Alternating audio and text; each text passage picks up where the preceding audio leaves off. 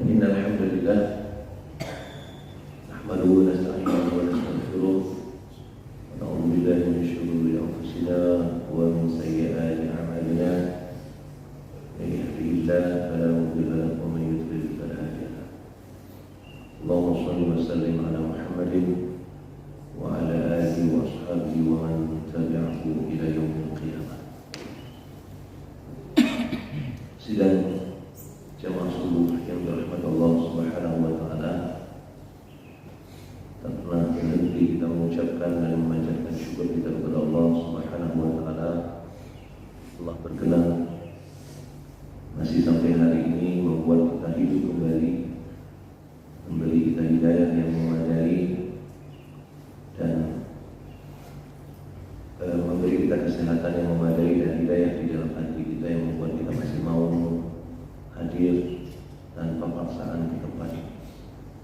Salawat dan salam kita persembahkan kepada Nabi Muhammad SAW, Nabi yang berjuang habis-habisan untuk berhasrat sekali untuk membuat seluruh umatnya beriman. Meskipun kemudian tidak semua orang mengikuti jalan yang beliau tinggalkan, kita tetap bersyukur bahwa Allah masih memilih kita di antara sekian banyak manusia untuk menjadi orang-orang yang mengikuti Nabi yang mulia ini. Sidang jemaah yang dirahmati Allah Subhanahu wa taala, alhamdulillah sekali kita juga masih dibiarkan oleh Allah berada dalam suasana kekeluargaan yang luar biasa. Dan ini sebenarnya tergantung sekali dengan apa yang kita pikirkan dalam hati kita. Tadi dalam sholat imam membaca surat Al-Baqarah. Surat Al-Baqarah. Ya, ayat 113 yang beliau bacakan. قالت اليهود ليست النصارى على شيء وقالت النصارى ليست اليهود على شيء وهم يتلون الكتاب كذلك قال الذين لا يعلمون مثل قولهم فالله يحكم بينهم يوم القيامة فيما كانوا فيه يختلفون. Allah bicara di sini tentang perselisihan antara orang Yahudi dengan orang Nasrani. Mereka berselisih untuk mengatakan bahwa yang Yahudi mengatakan orang Nasrani tidak dapat apa-apa ya. Orang Nasrani juga mengatakan hal yang sama. Kata Allah Subhanahu wa taala, "Wa hum yasluna al-kitab." Padahal mereka membaca kitab. Harusnya mereka tidak mengalami hal demikian karena mereka dekat dengan kitab yang mereka bacakan. Tapi ternyata mereka tetap mengalami yang seperti itu, dan itu sudah pernah dialami oleh orang-orang yang sebelum mereka, kata Allah. Kadzalika qala alladziina laa ya'lamuuna mithla qawlihim. Orang-orang yang tidak mengerti itu pernah mengungkapkan hal-hal yang seperti ini sebelum mereka. Jadi sidang jemaah yang dirahmati Allah Subhanahu wa taala, apa yang kita yakini hari ini, apa yang kita nikmati hari ini, itu terhubung sekali dengan apa yang sudah pernah kita ketahui. Diakui atau tidak, kenapa kita mau sungguh-sungguh datang ke sini? Karena kita sudah tahu apa hikmah yang terkandung di balik. Orang-orang yang tidak datang, mereka tidak tahu. Karena tidak tahu, maka mereka tidak datang, atau mereka tidak mau tahu. Jadi sedang jemaah yang dirahmati Allah Subhanahu wa taala, pengetahuan yang kita dapati akan memberikan kepada kita kesimpulan, kemampuan untuk berpikir, bahkan tindak tanduk kita, perkataan kita terhubung sekali dengan pikiran yang kita miliki. Itu sebabnya Allah Subhanahu wa taala berkali-kali menyebutkan tentang pikiran ini di dalam Al-Quran dengan cara menghubungkannya dengan hati kita. Di sini jemaah yang dirahmati Allah Subhanahu wa taala, apa yang kita pikir apa yang menjadi ilmu kita, apa yang menjadi dasar pijak hidup kita kemudian, itu umumnya diawali dari pengetahuan yang kita dapatkan, dari apa yang kita lihat dan apa yang kita dengar. Apa yang kita lihat dan apa yang kita dengar sangat mempengaruhi apa yang akan kita putuskan. Itu sebabnya sebagaimana yang dirahmati Allah Subhanahu wa taala, ada orang-orang yang pikirannya sangat liar. Makin random apa yang kita lihat, makin random apa yang kita dengar, makin liar pikiran kita. Di luar negeri ada perempuan-perempuan yang dalam pikirannya dia laki-laki, dia perempuan, tapi dalam pikirannya kayaknya aku laki-laki. Makanya dia kemudian mengadakan operasi kelamin, mengubah dirinya dari perempuan menjadi laki-laki. Saya barusan baca berita tadi malam. Saya baca berita di Amerika itu ada seorang perempuan yang sudah terlanjur melakukan terapi hormon jadi laki-laki dan melakukan operasi tubuhnya untuk diubah dari perempuan jadi laki-laki, dan itu dilakukannya pada usia 16 tahun. Dan sekarang dia menyesal dan dia menuntut dokter yang mengoperasikannya. Sekarang dia menyesal. Penyesalan dia adalah karena dia sekarang pengen sekali punya anak, pengen sekali melahirkan anak, dan dia punya kesempatan untuk sebenarnya memiliki anak, tapi dia sendiri yang hilangkan di umur 16 tahun. Kenapa pada saat 16 tahun dia memutuskan itu? Karena apa yang dia lihat, apa yang dia dengar mengarahkan dia ke situ. Sekarang usianya sekitar 25 tahun. Di 25 tahun dia sudah mulai menuntut dokter yang mengoperasi dia dulu, karena diminta pertanggungjawaban. Karena dokter itu ternyata yang meyakinkan dia untuk melakukan operasi, sementara dia masih di bawah umur.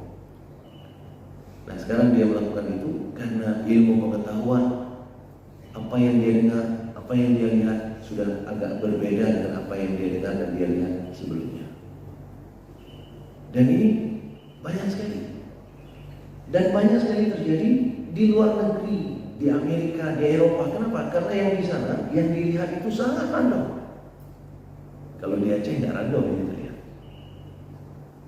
Yang kita dengar tidak random. Lumayan terarah ke satu arah. Kalau di Aceh, ketika waktu azan, waktu zuhur datang, di semua masjid terdengar suara azan. Kemudian kita akan lihat orang berbondong-bondong menuju masjid. Tidak random. Tidak random. Waktu maghrib datang, kalaupun orang tak datang ke masjid, maka gedenya ditutup. Walaupun di dalam ramai orang, gedenya tutup, ya, di depan banyak motor. Itu minimal. Artinya tidak random. Tapi di Eropa, di Amerika, random sekali kita lihat. Dimulai dengan randomnya karena orang datang dari berbagai negara berkumpul di sana. Mereka akan membawa berbagai budaya. Kemudian berbagai agama datang ke sana. Belum lagi berbagai agama itu pecah lagi menjadi berbagai aliran, berbagai sekte, berbagai perkumpulan, luar biasa. Mulai dari penyembah Allah di sana sampai penyembah setan ada. Mungkin pertama kita akan terbingung-bingung untuk melihat kenyataan, tapi lama-kelamaan kita akan terbiasa dan pikiran kita akan menganalisis itu sebagai fakta. Dan itu akan membawa kita kepada satu kesimpulan baru yang akan membentuk diri kita. Ketika saya sampai di Leipzig, tempat saya kuliah S3 dulu, saya terkejut karena setiap bulan Mei kota Leipzig itu dipenuhi oleh orang yang berbaju hitam-hitam, hitam seluruhnya. Bahkan yang perempuan pun pakai lipstik hitam, warna warna kuteknya itu hitam, ya. Warna kuteknya hitam, semua hitam. Penasaran saya cari tahu apa itu. Ternyata itu adalah kaum gotik, penyembah setan.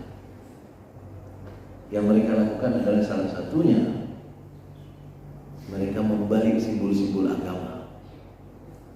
Karena agama Islam belum begitu tenar di sana, maka yang dibalik adalah simbol Nasrani. Jadi palang salib ke atas itu dibalik jadi palang salib ke bawah ada. Palang salib ke bawah. Lambang mereka salah satunya adalah setan, bertanduk, bertaring, macam-macam dan sebagainya. Itu yang mereka paham. Dan persis seperti apa yang dilarang itu yang mereka lakukan. Misalnya dilarang dalam agama kita lelaki menyerupai perempuan. Apa yang mereka lakukan? Lelaki mirip perempuan, perempuan mirip laki-laki. Jadi yang lelaki pakai rok, yang perempuan pakai celana. Itu mereka lakukan. Pakaian hitam-hitam. Dan itu terjadi setiap bulan Maret. Dan sekarang festival batik itu sudah diterima oleh kota sebagai budaya. Setiap bulan Maret mereka kumpul di Leipzig dari semua negara dan mereka akan menghitamkan kota Leipzig. Orang batik. Mereka berdakwah melalui musik. Musiknya thrash metal sama slow rock. Itu yang mereka lakukan. Nah, sidang jemaah yang dirahmati Allah Subhanahu wa taala, lagi-lagi apa yang mereka dapat sebenarnya adalah berbasis pada apa yang mereka pernah lihat dan apa yang mereka pernah dengar. Maka kita akan tumbuh dari itu. Termasuk anak-anak kecil yang sekarang ini kita miliki, yang ada beberapa orang. Diakui atau tidak, mereka akan melihat apa yang dilakukan oleh orang tuanya. Mereka akan mendengar apa yang disebutkan oleh orang tuanya. Maka bahasa mereka, tingkah laku mereka, akhlak mereka sedikit banyak akan menjadi pengejawantahan dari akhlak dan tingkah laku orang-orang di sekitarnya. Orang yang paling dekat dengan dia adalah orang tuanya. Jadi jangan pernah mimpi misalnya mau ngambil satu bayi anak di Jerman, ambil anak Jerman satu dari bayi kita bawa ke Aceh. Kalau dia besar nanti dia bisa ajarkan kita bahasa Jerman. Itu nggak kejadian tuh. Karena anak bayi Jerman kita bawa ke Aceh, dia tumbuh di Aceh, waktu besar dia bisa bahasa Aceh. Lebih mutlidoni gitu. Bahasa Aceh. Kenapa bisa demikian? Karena dia tumbuh dengan apa yang dia lihat dan apa yang dia dengar. Maka sidang jemaah yang dirahmati Allah Subhanahu wa taala, pendengaran dan penglihatan ini tidak dibebaskan oleh Allah. Karena kondisi itu tadi. Kalau dibebaskan, dia sangat liar. Orang akan mikir macam-macam. Dan pikiran kita itu kadang-kadang bisa merealisasikan sesuatu itu menjadi nyata ketika kita meyakini itu habis-habisan. Ada pria di Hong Kong, dia berpikir dia bukan manusia, dia burung. Entah apa yang dia terima, dia berpikir dia burung, sehingga dia berkali-kali mencoba terbang, naik ke atas pohon, terbang. Terakhir mati dia, karena terbangnya gagal. Di Eropa ada perempuan yang mengaku dia bukan manusia, dia kucing. Sehingga dia sudah melakukan operasi bibir, membentuk bibir kucing, dan dia sudah mengimplantasi kumis kucing, dan tubuhnya pun sudah ditato dengan warna kulit kucing. Cuma jalan saja masih pakai dua kaki. Mungkin karena susah juga jalan empat kaki. Udah bagus-bagus dibuat, kita buat empat. Jadi sidang jemaah yang dirahmati Allah, semua ini adalah buah dari pikiran. Maka Allah menyebutkan di dalam Al-Quran, "Wallahu akhrajakum min butuni ummahatikum la ta'lamuna syai'a." Ketika kalian dikeluarkan dari rahim ibu kalian, kata Allah di surat An-Nahl ayat 78. Ketika kalian dikeluarkan oleh Allah dari rahim ibu kalian, la ta'lamuna syai'a. Kalian tidak memiliki pengetahuan apa-apa. Karena kita tidak memiliki pengetahuan apa-apa, maka saat itulah Nabi mengatakan kullu mauludin yuladu 'alal fitrah. Setiap anak terlahir dalam keadaan fitrahnya sebagai manusia, sebagai hamba suci, belum dipengaruhi oleh apa-apa. La ta'lamuna syai'a. Kalian belum dapat apa-apa. Kemudian pengetahuan itu dimulai ketika Allah memfungsikan organ-organ tubuh kita. Apa kata Allah? Waj'alna lakumus sam'a wal absara. Dan kemudian Allah fungsikan pendengaran dan penglihatan kalian.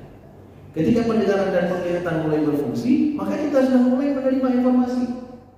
kita lihat sesuatu, kita dengar sesuatu, dan diakui atau tidak, apa yang kita lihat dan apa yang kita dengar itu kemudian tidak akan bisa terlepas dari pikiran kita.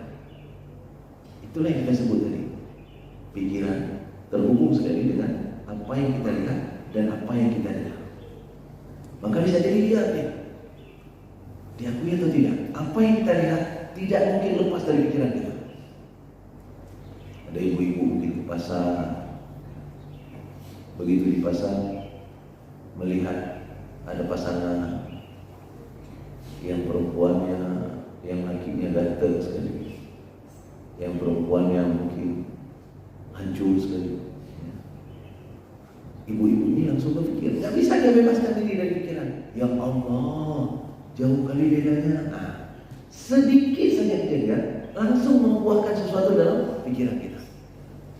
Ada orang-orang yang naik mobil, orang yang berlinting, naik mobil yang mungkin tidak bagus sekali. Dalam pikiran kita langsung berpikir, semua hal yang terjadi, dilihat oleh orang, didengar oleh orang, tidak akan bisa lepas dari pikiran kita. Apa yang kita dengar, apa yang kita lihat, tak akan bisa lepas dari pikiran kita. Kemarin di masjid kami ada orang yang sholat sunnah. Setelah sholat zuhur dia sholat sunnah, tapi dia sholat sunnah dengan cara dia taruh Al-Quran di depannya, dia sujud di atas Al-Quran.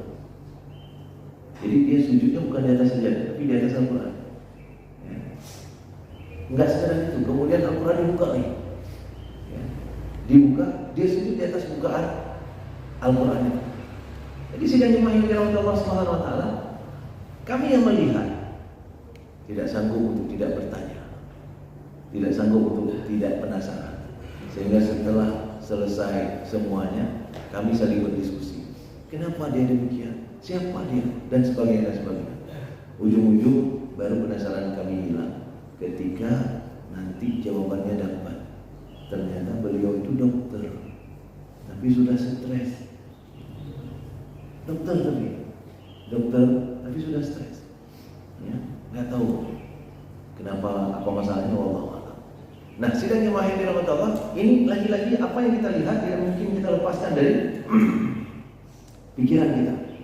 Dan kalau terlalu sering itu kita lihat, itu akan disimpan dalam pikiran kita sebagai fakta yang akan menjadi dasar bijak ketika kita mengambil keputusan, ketika kita berbuat, ketika kita berkata, dan sebagainya dan sebagainya. Maka dua hal tadi, sam'a wal absar, yang terhubung langsung dengan pikiran, tidak Allah lepaskan sendiri. Itu sebabnya di dalam Al-Quran, setelah Allah sebutkan wa ja'ala lakum sam'a wal absar, maka sambungannya apa nak? Wal afidah. Sambungannya adalah wal afidah. Allah sambungkan mata, telinga, dan pikiran kita dengan afidah. Supaya apa? Supaya dikontrol, supaya dikasih tahu batas-batasnya. Karena kalau enggak, kita nggak punya batas lain. Allah maha bijak untuk memberikan kita pembatasan dan kemudian memberikan kita sensor untuk mengetahui batasan. Apa contohnya? Allah memberikan kepada kita sensor penciuman, sehingga ada bau-bau tertentu yang kita tidak sanggup cium, dan itu diberitahukan oleh tubuh kita. Ini bau sekali ini, pindah atau tutup hidung, pakai masker dan sebagainya, sehingga kita pindah. Itu adalah sensor yang Allah beri. Penciuman, mulut juga kayak gitu. Ketika kita masukkan makanan tertentu, kalau terasa pahit misalnya, itu kita buang. Kenapa bisa demikian? Karena yang pahit itu rata-rata racun, termasuk obat. Kenapa obat pahit? Karena obat sebenarnya racun. Yang tidak racun mana? Yang tidak pahit. Apa yang tidak pahit? Madu. Madu tidak pahit, tapi dia obat. Dan obat yang dianjurkan, madu tidak pahit, bukan racun. Maka tidak ada efek samping madu. Tapi semua obat ada efek samping. Ya, semua obat ada kontraindikasi. Pahit. Tumbuhan juga kayak gitu. Ada bagian-bagian senyawa kimia dari tumbuhan itu yang bersifat racun, dan itu umumnya rasanya pahit. Jadi sidang jemaah yang dirahmati Allah Subhanahu wa taala, Allah kasih sensor dalam lidah kita sehingga kita tidak mau memakan itu. Tidak mau memakan itu. Hidung dikasih sensor, mulut dikasih sensor. Kulit juga demikian. Kulit akan merasakan pedih ketika kita mengenai sesuatu, itu sensor. Sehingga kita tidak akan mengenai itu lagi besok-besok. Tapi apa yang kita lihat dan apa yang kita dengar, tidak ada sensornya. Tidak ada sensornya. Apa yang diputar oleh orang akan terdengar sama kita. Kita tidak bisa sensor itu. Kecuali kita lama. Saya pernah duduk-duduk di kafe, tiba-tiba datang pengamen, lengkap dengan tatunya dan sebagainya. Permisi om, kan gini. Langsung gitarnya main. Saya bilang gini, stop. Nggak apa-apa om, nggak bayar juga nggak apa-apa. Saya bilang, bukan itu, saya nggak mau dengar musik. Kamu kesana. Oh nggak mau dengar musik. Nah, baru dia kesana. Jadi sedang jemaah yang dirahmati Allah, nggak mungkin kita lakukan itu pada semua hal yang kita dengar. Misalnya, kita tidak mau dengar guntur. Bisa kita stop guntur dan nggak bisa. Gelegar besar-besar, kita nggak bisa stop. Atau sesuatu yang kita dengar di jalan, kita nggak bisa stop. Ada orang-orang yang kemudian setelah melihat sesuatu, itu akan tersimpan dalam pikirannya untuk waktu tertentu dan mempengaruhi setiap gerakan dan tindakannya kemudian. Ada yang bahkan tersimpan seumur hidup, disebut dengan trauma. Ada banyak orang yang kemudian mengatakan, nyesal ya, kenapa pula aku di situ? Gara-gara di situ aku tertengok itu. Ini nggak bisa dihilangkan lagi dari kepala. Nah itu dia. Saya pernah taruh di story status saya di Instagram itu. Karena Instagram saya rata-rata isinya motivasi dan dakwah, ya, untuk masuk ke jaringan anak-anak muda. Salah satu yang saya taruh waktu itu adalah foto yang saya ambil di dinding pagar saya. Saya lihat di dinding itu ada semut merah sedang membawa naik luwing. Apa luwing? Ular. Bukan ular, kaki seribu. Oh, ya. Yang merah, ya. Orang Melayu bilangnya luwing. Ya. Kaki seribu sudah mati kaki seribu. Jadi pagar itu vertikal begini, diangkat oleh semut merah itu, dibawa naik ke atas rame-rame. Menarik bagi saya kejadian itu. Saya perhatikan cukup lama seberapa jauh dia bisa naik, dan memang jauh dia bisa naik. Jauh sekali dia bisa naik. Padahal antara luwing badannya dengan semut itu jauh sekali perbandingannya. Sehingga waktu itu saya videokan dan saya upload ke story saya, ke story Instagram dengan kata-kata lihatlah bagaimana kekuatan jamaah bekerja. Saya buat bahwa ketika kita berjamaah, yang paling besar pun kita bisa angkat sama-sama. Maknanya sebenarnya saya ingin dakwakan jamaah, itu saja sebenarnya, ya, bersatu dan jamaah. Istri saya, karena story suaminya sudah pasti dilihat aja. Begitu dibuka yang seperti itu, teriak beliau. Kenapa? Karena binatang itu termasuk binatang yang paling baik beliau. Ya, jadi teriak, HP dilempar, gatal terus seluruh tubuhnya. Ya, gatal terus seluruh tubuhnya. Dan kemudian ketika saya pulang beliau protes. Kata beliau, lain kali jangan taruh gitu-gitu di story.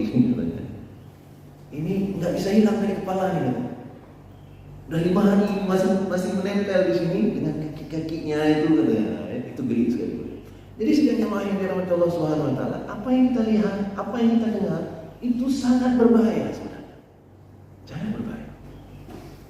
Itu sebabnya dalam Islam salah satu yang disuruh pada laki-laki adalah menundukkan pandangan. Karena yang kita lihat itu bisa sangat mempengaruhi pikiran. Dan tidak ada sensor, itu pula masalahnya. Tidak ada sensor. Ya, yang kita lihat itu semua yang kita lihat akan masuk ke dalam. Tadi mulut ada sensor, hidung ada sensor, tapi mata dan telinga tidak bisa kita sensor. Sensornya ada di dalam. Setelah masuk baru kita sensor. Udara yang kita hirup juga nggak ada sensor. Yang kita hirup kita perlukan oksigen. Tapi yang kita hirup bukan oksigen saja, nitrogen masuk, ya, CO2 masuk.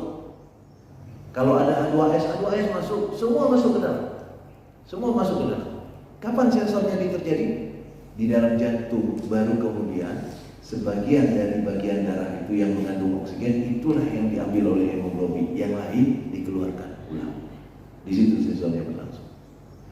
Nah, khusus mata dan telinga, penglihatan dan pendengaran tadi, Allah kasih sensornya sangat dalam. Namanya tadi afidah, fuad.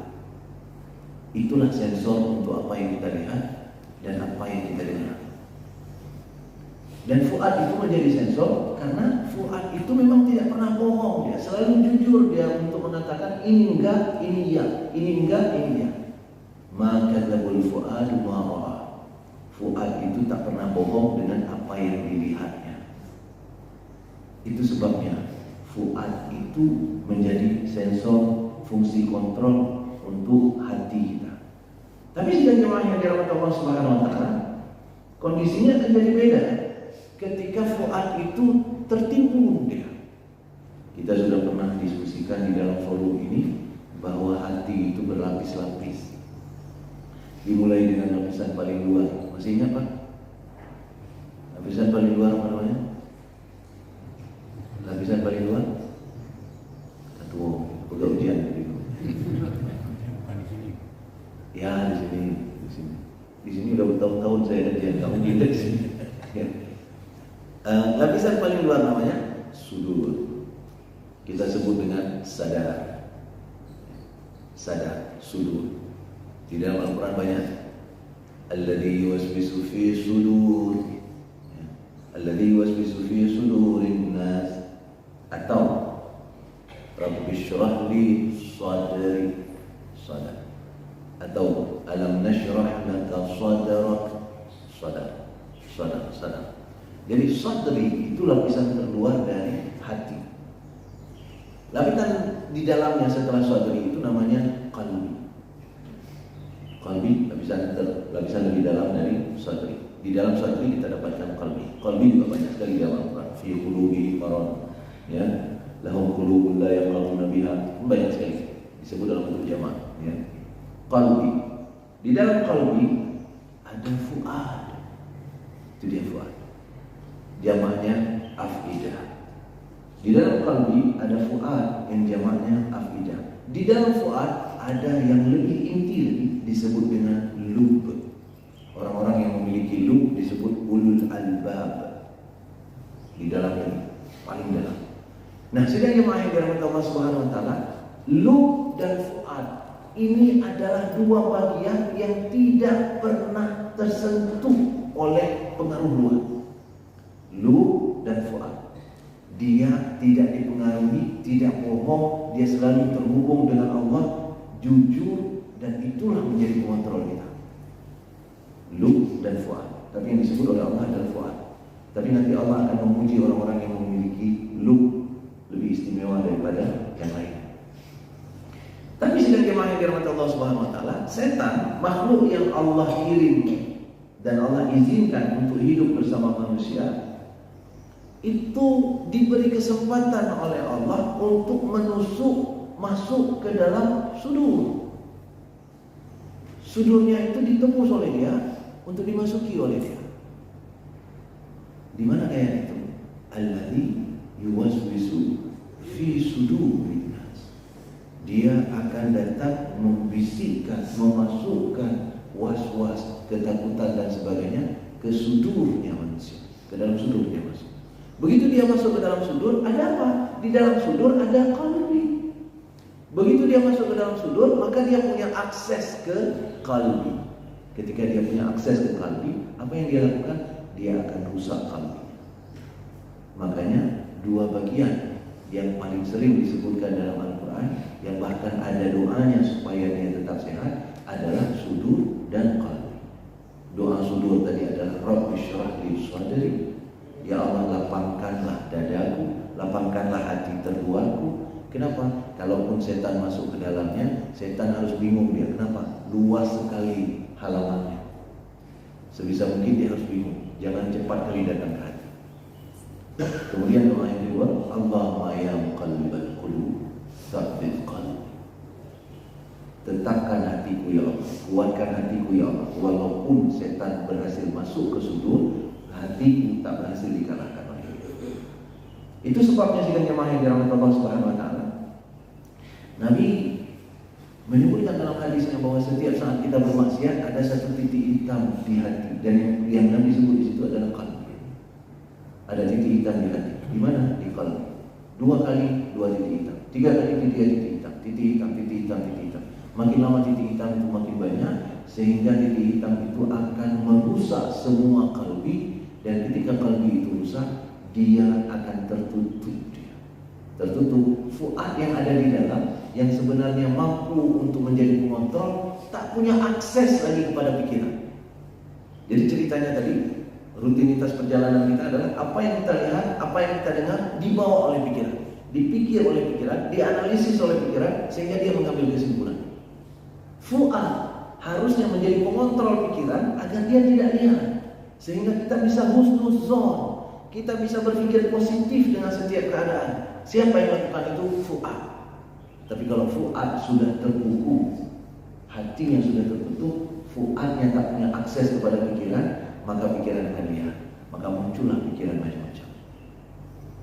Di Aceh hari ini ternyata salah satu daerah yang angka perceraiannya sangat tinggi di Aceh hari ini. Dan hasil data menunjukkan bahwa perceraian di Aceh rata-rata diusulkan oleh Urino, oleh perempuan. Ada apa? Ada apa sebenarnya?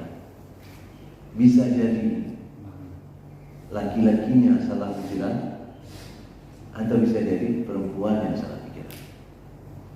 Karena dua-duanya bisa jadi salah pikiran. Persoalan utamanya adalah ada di pikiran. Ketika pikiran ini tidak terkontrol oleh fuad, maka dia sangat liar. Dia bisa berpikir macam-macam. Bahkan kita puji saja seseorang, dia bisa saja memikirkan itu adalah hinaan. Kenapa? Pikiran. Ketika ada orang yang dalam perjalanan, dia dibully, terus dihina, terus digejek, terus dalam perjalanan, ketemu dengan kita puji dia. Bagus sekali kokonya. Apa jawabannya? Ngejek ya? Kenapa dia sebut ngejek? Pikirannya sudah terbentuk dari rentetan peristiwa sebelumnya. Semua orang sebelumnya mengejek dia, membuli dia dan sebagainya, sehingga pikiran dia mandung ngejek lu. Begitu datang orang puji, kah ngejek lu? Begitulah kira-kira. Jadi sidang jemaah yang dirahmati Allah Subhanahu wa taala, itu sebabnya Allah kirim fuad. Ya, Allah kirim fuad supaya ini bisa terjaga dengan baik. Dan ketika pikiran terjaga dengan baik, kita sebenarnya justru nyaman hidup kita. Nyaman hidup kita. Dan itulah yang diajarkan oleh Al-Quran sebenarnya. Maka lihatlah Nabi SAW. Apa yang terjadi pada Nabi? Tidak mempengaruhi perasaannya. Tidak mempengaruhi perasaan. Dan itu juga membantah bahwa Al-Quran itu karangan Nabi. Karena kalau Al-Quran itu karangan Nabi, pasti Al-Quran itu sesuai dengan mood Nabi waktu ditulis. Ketika Nabi lagi lagi sedih, pasti Al-Quran bunyinya kesedihan. Makanya kitab tetangga sebelah ya kan? Kitab tetangga sebelah itu ada bagian-bagian tertentu dari ayat-ayat di kitab itu yang isinya pornografi. Dan pornografinya berat.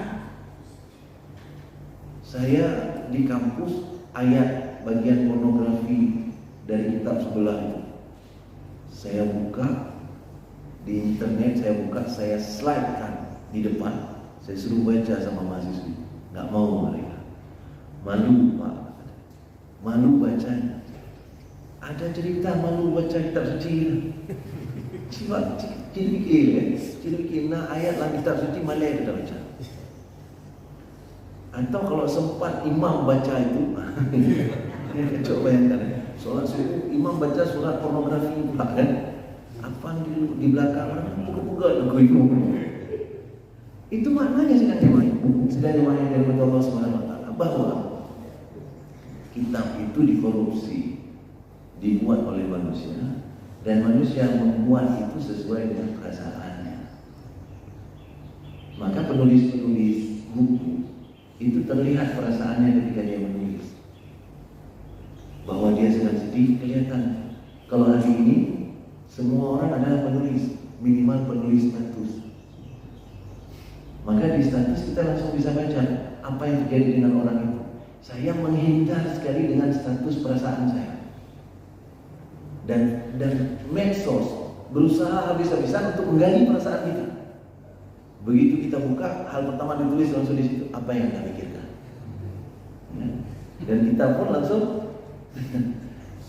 kita terbawa untuk menuliskan apa yang kita pikir. Yang saya pikir hari ini adalah saya sedih karena sesuatu yang terjadi. Sehingga kita buatlah di situ kesedihan adalah orang langsung membaca dengan sedihnya. Ya. Atau yang sedang gembira dengan gembira.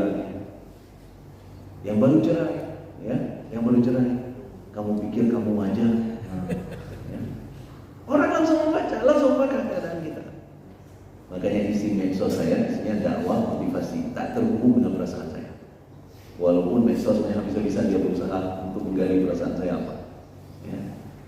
Jadi sidang jemaah yang dirahmati Allah Subhanahu Wa Taala, kita tak bisa lepas dari pikiran kita. Itu yang ingin saya bilang. Tindakan kita, perkataan kita dipengaruhi oleh pikiran. Itu manusia normal. Tapi manusia beriman, dia percayakan pikirannya kepada fuad, kepada afidah. Ketika dipercayakan pikirannya kepada afidah, maka semuanya akan beda. Semuanya akan beda dari orang biasa. Ketika orang biasa meraung-raung dapat musibah, ketika orang biasa bahkan tak mampu untuk menerima, pingsan berulang-ulang ketika musibah terjadi, ya kan? Musibah terjadi, pingsan berulang-ulang, meraung-raung habis-habisan, robek-robek baju, ya kan? Sampai kemudian peristiwa robek-robek baju itu diabadikan, diperingati lagi setiap tahun, ya kan? Tanggal berapa Ustaz? 10 Muharram, ya kan? Kan itu awalnya itu tuh. Awalnya adalah sedih kali kami karena junjungan kami dibunuh dengan cara keji. Sehingga apa yang kami lakukan kami nggak bisa terima. Sehingga kami sobek-sobek baju kami lukai diri kami balas sebagainya. Dan itu masih dilakukan sampai hari ini. Ya, masih dilakukan sampai hari ini. Kenapa itu bisa terjadi sedang jemaah yang dirahmati Allah Subhanahu Wa Taala? Dia tidak terhubung dengan fuad. Orang yang terhubung dengan fuad, setiap segala sesuatu terjadi, dia akan sadar sekali, ma asaba min musibatin illa biiznillah. Semua yang terjadi pada seseorang, pada sesuatu kaum adalah karena diizinkan oleh Allah. Wa may yu'min billah, siapa yang hatinya terhubung dengan Allah, yahdi qalbah. Lagi-lagi qalbi yang Allah sebut. Yahdi qalbah. Allah tidak sebut yahdi fuada. Tidak disebut. Allah tidak sebut Allah akan memberi pelajaran terhadap fuadnya. Allah tidak sebut. Kenapa? Fuadnya sudah terpelajar. Fuadnya sudah default. Clear dia. Man katabul fuadu ma ra'a. Fuad itu tak pernah bohong dengan apa yang dilihatnya. Fuad itu jujur. Fuad itu terhubung dengan Allah. Fuad itu benar. Fuad. Maka di dalam Al-Quran tidak pernah disebut fuad yang rusak. Selalu yang disebut rusak adalah qalb. Selalu yang disebut rusak adalah qalb. Fi qulubihim marad.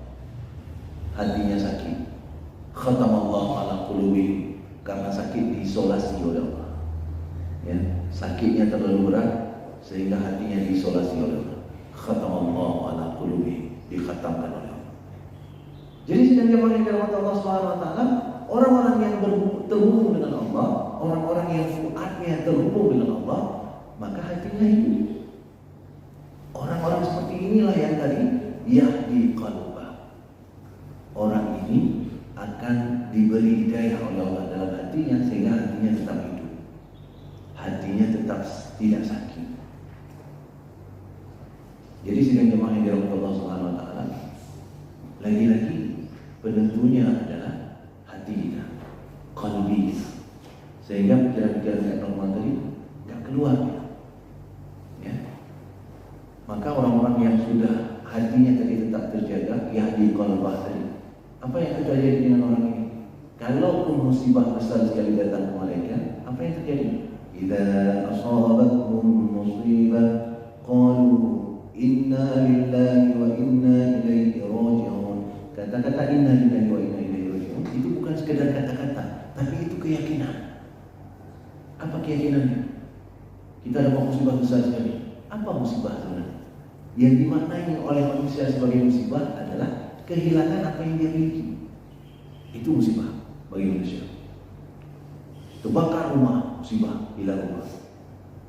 Dicuri mobil, musibah, hilang mobil. Meninggal anak, musibah, hilang anak. Ya. Apalagi kecelakaan, terpotong tangan, musibah, hilang tangan. Segala sesuatu yang hilang kepemilikan, maka itu disebut oleh manusia sebagai musibah. Orang yang terhubung dengan Allah, mereka paham betul, kita tidak punya apa-apa. Inna lillah, kita pun berasal dari Allah, kita tak punya apa-apa, semua punya Allah. Wa inna ilaihi raji'un, dan akan kembali kepada Allah. Itulah yang membuat mereka tidak sedih. Makanya agak aneh ketika ada orang yang mengucapkan inna lillahi wa inna ilaihi raji'un, tapi tetap sobek-sobek baju. Jadi ketika ada musibah datang, inna lillahi wa inna ilaihi raji'un, bekerja. Itu salah itu. Jadi berarti itu salah konsep. Yang dia omongkan dan yang dia pikirkan nggak sejalan. Atau dia malah nggak ngerti apa yang dia ucap. Ya? Dia nggak ngerti apa artinya. Nah, sementara sidang jemaah yang dirahmati Allah, sementara orang-orang yang sudah berhasil ditembusi oleh setan tadi, alladzi yuwaswisu fi sudurina, yang sudah berhasil ditembusi sudurnya oleh setan tadi, sehingga qalbinya tadi sudah disakiti oleh dia. Apa yang terjadi dengan orang? Orang ini akan menjadi penerbangan autopilot. Tidak perlu lagi dipengaruhi berikutnya. Sudah selesai pengaruh setan bagi dia. Itu sebabnya setan tidak datang lagi ke dia. Justru dia nanti akan menjadi setan berikutnya. Apa yang terjadi dengan orang ini? Dia mulai mendakwahkan kemaksiatan. Hari ini banyak orang yang sudah mulai masuk mendakwahkan LGBT, mendakwahkan macam-macam liberal, mendakwahkan macam-macam yang berhubungan dengan salah pikiran tadi. Kenapa ini bisa terjadi?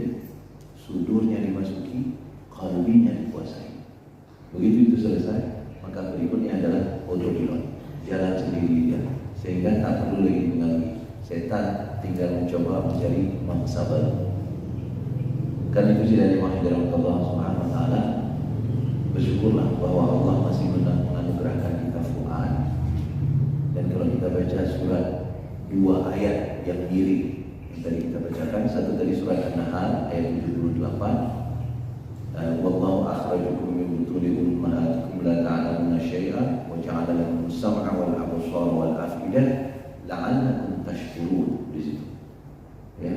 Allah fungsikan pendengaran, penglihatan, dan Allah kasih kontrol afidah, hati nurani. La'allakum tashkurun, supaya kalian pakai semuanya secara berbarengan. Tapi di ayat yang lain yang mirip bunyinya dengan ayat itu, teringat nggak kira-kira ayat yang mirip dengan itu di mana? Surat? Ada satu ayat yang mirip dengan itu. Kalau saya baca nanti pasti langsung apa? Bapak Ibu apa? Dimulai dengan walladzi ansha'akum, qul huwallazi ansha'akum. Kan langsung dapat kan? Wa ja'ala lakumus sam'a wal absara wal af'idah. Ujungnya lebih qalilan ma tashkurun. Bedanya cuma di ujung. Ya, bedanya di ujung. Dan di awal yang pertama tadi, wallahu akhrajakum min butuni ummahatikum. Allah mengeluarkan kalian dari rahim ibu kalian. Yang kedua tadi, qul huwallazi ansha'akum. Kasih tahu umatmu wahai Muhammad, dia Allah yang menciptakan kalian. Yang satu disebutkan dengan cipta, yang satu disebutkan dengan dikeluarkan dari rahim. Kenapa yang dikeluarkan dari rahim itu disebutkan, di underline, di garis bawahi keluar dari rahim, supaya kita sadar rahim itu di dalam surah Al-Mu'minun disebutkan tempat yang kokoh dan aman. Tempat yang kokoh dan aman. Bahkan pengaruh pendengaran pun minim di sana. Pengaruh penglihatan tidak ada di sana. Pendengaran sudah ada, karena pendengaran yang berfungsi dua daripada penglihatan. Karena itu orang hamil dianjurkan sering-sering baca Al-Quran, memperdengarkan ayat-ayat Al-Quran kepada embrio di dalam. Sudah ada, tapi belum berfungsi dengan optimal. Ya. Tapi begitu dikeluarkan, akhrajakum min butuni ummahatikum, begitu keluar dari rahim, Allah ingin kita sadar, kalian sudah keluar ini. Ini bukan lagi tempat yang aman. Sehingga setelah keluar, mata, telinga, pendengaran dan penglihatan sudah berfungsi secara optimal dan kalian sudah mulai berproses untuk menganalisis kejadian, menganalisis apa yang kalian lihat, apa yang kalian lihat. Jadi kata-kata akhrajukum tadi penting di sini untuk menggarisbawahi ini sudah berbeda situasi. Di dalam surah Al-Mulk tidak disebut itu, cuma disebut sebagai ansya'akum saja, menciptakan kalian. Tapi kemudian sama, bedanya lagi di ujung. Yang satu Allah sebutkan tadi, ketika kalian dikeluarkan dari rahim ibu kalian, masuk kalian ke dunia baru, kita lihat dan hal-hal baru yang semuanya bisa mempengaruhi pikiran kita. Allah sampaikan kepada kita, Allah kasih afidah. Selain Allah kasih pendengaran dan penglihatan ini, supaya digunakan dengan benar. La'allakum tashkurun. Tapi di ayat surah Al-Mulk, Allah seperti memberi kesimpulan. Kalian sudah menciptakan, kata Allah. Kalian, maka ada kata kul di situ. Ya, kasih tahu mereka Muhammad. Kira-kira Allah mengatakan kepada Muhammad, coba ingatkan mereka wahai Muhammad. Aku sudah ciptakan mereka, sudah kufungsikan telinga mereka, sudah kufungsikan mata mereka. Aku kasih afidah lagi kata Allah, kasih fuad. Tapi tidak banyak yang pakai, kata Allah. Tidak banyak yang pakai. Tadi disuruh pakai, di sini kesimpulannya tidak banyak yang pakai. Itu sebabnya.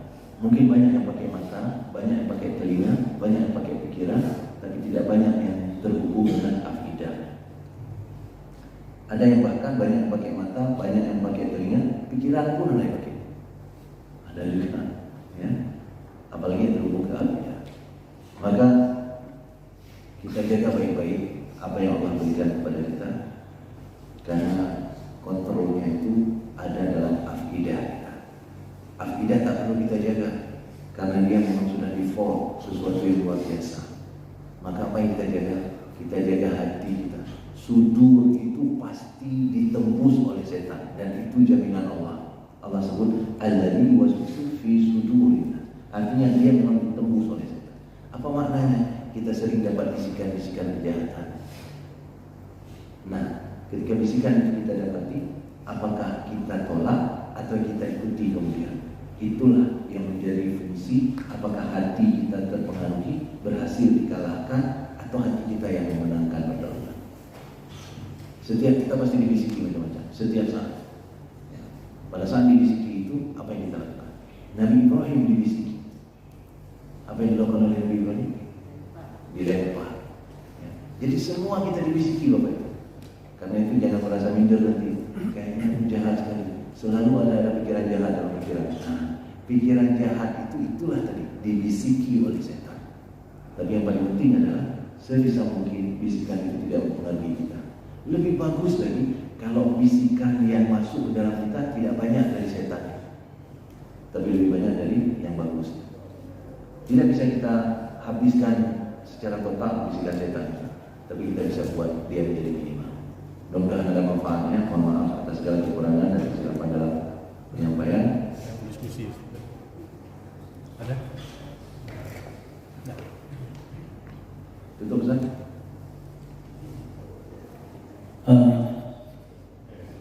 Adakah Ustaz pencapaian suatu kondisi walaupun hati yang sudah begitu punya kepahaman yang tinggi, sudah begitu tenang, sakinah, nafsul mutmainnah, sehingga dia mungkin tidak susah lagi, tidak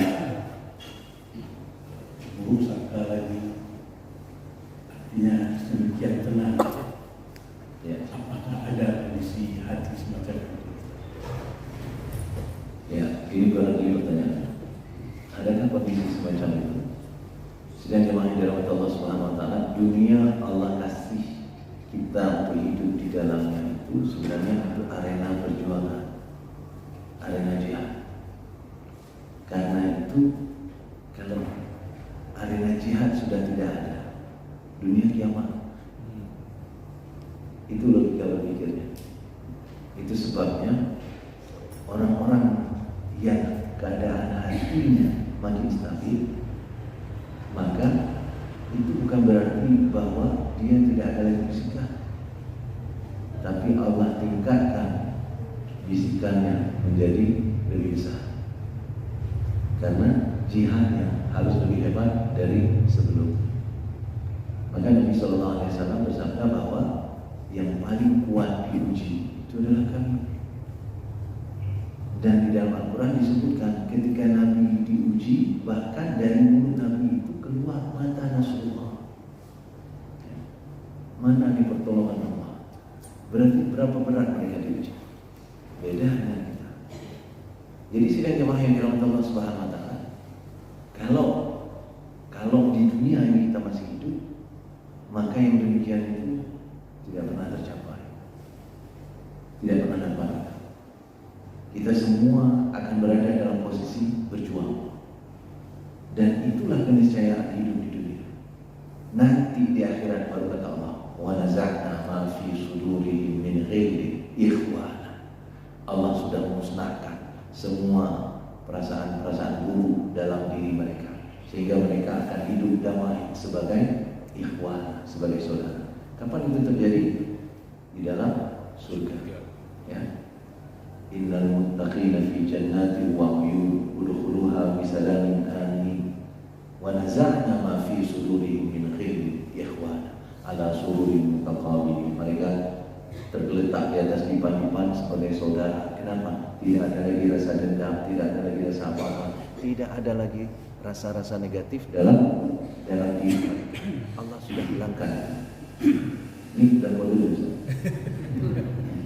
Allah sudah hilangkan itu. Jadi kalau di dunia memang Allah biarkan kita berjuang, dan Allah akan nilai kita dari perjuangannya, bukan dari hasil, dari perjuangan kita. Seberapa besar usaha kita, itulah yang Allah akan nilai. Kalau di dalam Al-Quran surat 17 ayat 19, surah Al-Isra ayat 19 itu kan disebut, wa man arada al-akhirah wa sa'alaha sa'yaha.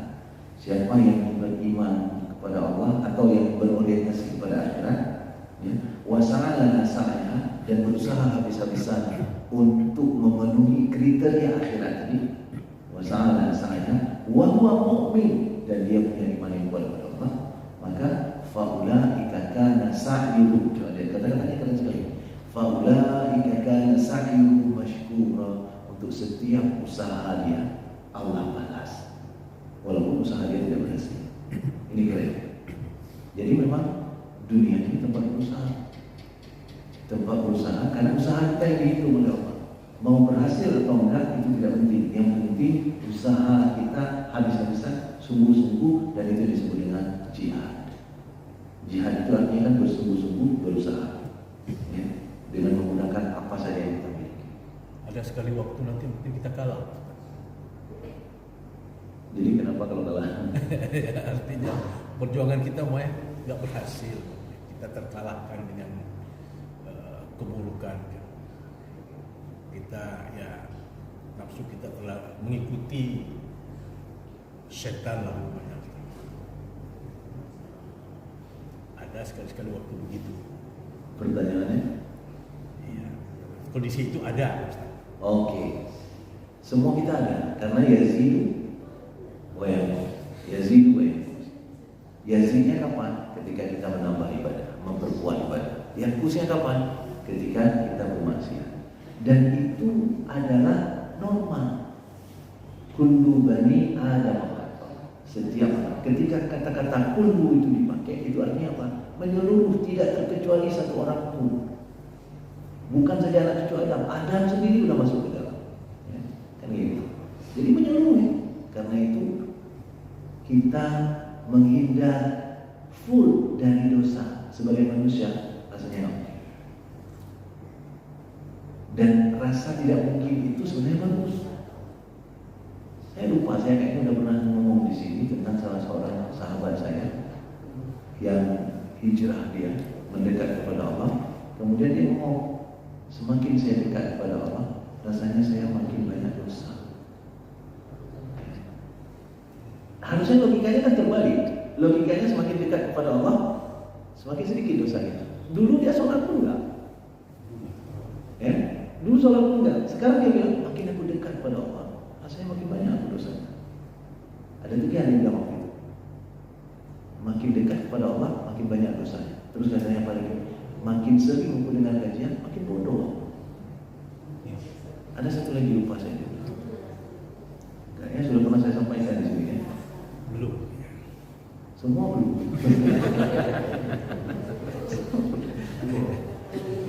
Jadi ada 3 lupa saya, satu lagi dia sampaikan waktu itu. Artinya apa? Ini perasaan bagus ini, perasaan bahwa kita banyak dosa itu bagus. Ya. Perasaan kita dikalahkan oleh setan bagus. Yang nggak bagus justru perasaan menang. Kayu ke, itu nggak bagus. Ya. Aku taat, beda sama kalian.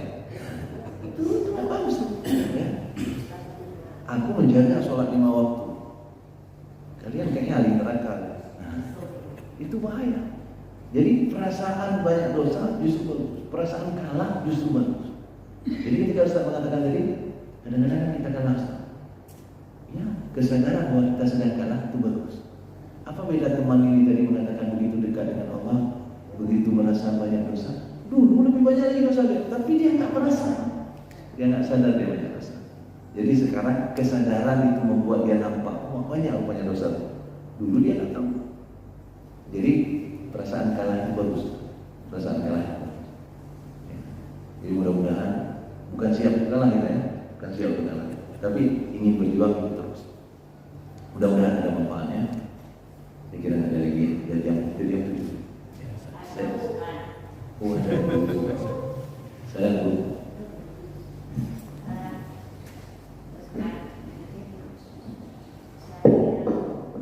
Pakai mic aja biar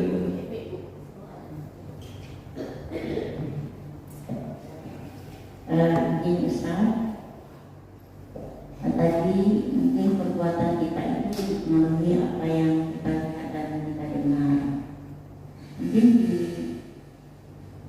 ada seperti apa namanya ya, bukan apa, tapi mungkin pemilu apa, saya dengar, saya mengerti, saya lihat, saya tahu, saya berbuat, saya bisa seperti itu. Mungkin hal-hal ini mungkin sudah ditanamkan oleh keluarga di dalam kepada anak-anaknya untuk selalu mendengar, berbuat baik khususnya dalam bidang taat kepada Allah Subhanahu wa Ta'ala. Tapi mengapa Ustaz begitu anak ini tumbuh remaja begitu cepat dipengaruhi oleh lingkungannya? Ini penyebabnya apa Ustaz? Karena tadi fondasinya sudah kuat keluarganya. Seperti itu saja Ustaz. Ya. Kenapa kalau sudah remaja lebih gampang dilari oleh ke arah yang lainnya? Gitulah kira-kira. Jadi ibu yang dirahmati Allah Subhanahu wa Ta'ala, kondisi manusia itu 2 hal yang kita sebutkan tadi, mata dan telinga, itu adalah akses utama yang membuat dia terpuaskan secara dunia. Apa yang terlihat indah di mata, apa yang terdengar indah di telinga, itu akan sangat menjadi magnet buat dia. Daya tariknya akan sangat luar biasa. Maka setan sudah janji di hadapan Allah bahwa dia akan memperindah bagian itu. Ya. Qala rabbi bima aghwaytani la uzayyinanna lahum fil ardh. Ya Allah, karena engkau mengutukku sesat, aku janji aku perindah bagian dunianya untuk mereka. Indah yang dilihat, indah yang didengar dan sebagainya. Dan yang kita sebut sebagai fondasi tadi tidak terlihat indah. Tidak terlihat indah. Itu sebabnya hari ini orang berjuang habis-habisan, belajar parenting, belajar ini, belajar itu. Apa tujuannya sebenarnya? Hanya untuk mencari metode terbaik yang membuat indah itu disampaikan kepada anak-anak kita. Persoalan utamanya sebenarnya cuma uswah saja. Uswah saja. Jadi itu sebabnya juga penting untuk mencari lingkungan yang baik. Jujur saya bilang salah satu yang membuat saya memutuskan untuk pulang ke Indonesia, tidak jadi bekerja di luar negeri, meneruskan pekerjaan di luar negeri adalah itu. Berat sekali rasanya untuk mengcounter ya, sulit sekali untuk mengcounter anak-anak remaja kita yang baru tumbuh nih. Karena anak remaja itu sebenarnya kan baru betul-betul berfungsi dengan baik pikirannya. Matanya sudah lama berfungsi, telinganya sudah lama berfungsi, tapi pikirannya sedang tumbuh luar biasa, sedang lagi kuat-kuatnya berfungsi. Maka kalau kita taruh di lingkungan yang tidak benar, maka lingkungan itulah yang akan berfungsi bagi mereka. Inilah salah satu alasan hari ini orang-orang mencari sekolah-sekolah terbaik untuk ditempatkan anaknya dan boarding. Ya kan? Boarding. Kenapa? Supaya 24 jam berada di sana. Meskipun ada diskusi, masih panjang diskusi. Jadi rumit memang Ibu untuk membuat anak remaja ini tidak terkooptasi dengan lingkungan. Apalagi sekarang HP sudah ada di dalam. Kita nggak kasih dia keluar, yang di luar masuk ke dalam. Kita nggak kasih dia keluar kamar, kita kurung dia di dalam kamar. Yang di luar kamar masuk ke dalam melalui informasi ke HP, ke laptop dan sebagainya dan sebagainya. Jadi apa yang bisa kita lakukan? Tingkatkan kebersamaan. Tingkatkan kebersamaan bersama anak, lakukan banyak quality time. Harus ikuti gaya mereka sedikit.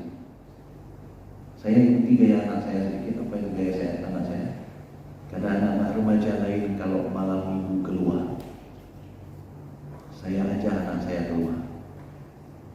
Sehingga anak orang lain keluar bersama kawan-kawan yang kumpul-kumpulan, kami keluar sebagai keluarga malam mingguan. Jadi ke kafe, sehingga anak saya itu sudah mulai nyaman dia. Besok-besok sekarang udah mulai. Kalau diajak temannya nggak enak, baru enak pergi sama keluarga. Alhamdulillah sudah terbentuk. Ya. Karena ketika pergi sama kita, maka yang terjadi selama pergi itu adalah kita. Yang membentuk adalah kita. Kan nggak mungkin kita di depan anak kita ngomong sembarangan, kita memperdengarkan cerita-cerita yang kacau balau dan sebagainya, atau mempraktekkan sesuatu yang tidak pantas ditonton oleh mereka. Nggak mungkin. Jadi sebenarnya yang bisa kita lakukan adalah membuat sebisa mungkin tidak terlalu banyak akses mereka ke lingkungan yang tidak benar, dan memperbanyak magnet-magnet positif tadi. Ya, magnet positif tadi diperbanyak. Salah satu simpul utamanya adalah keluarga. Keluarga penting sekali. Mudah-mudahan ada manfaatnya. Sudah cukup lah Ustaz. Sudah bisa. Saya baru ingat saya ngajar hari ini dalam apa? Lebih kurang mohon diperbanyak maaf. Insyaallah bermanfaat apa yang kita bahas. Subhanallah wa bihamdihi asyhadu an la ilaha illa anta astaghfiruka wa atubu ilaik. Assalamualaikum warahmatullahi wabarakatuh. Waalaikumsalam. Banyak benar selama Ustaz makin merasa banyak. Salam. Kan bagi itu bagus.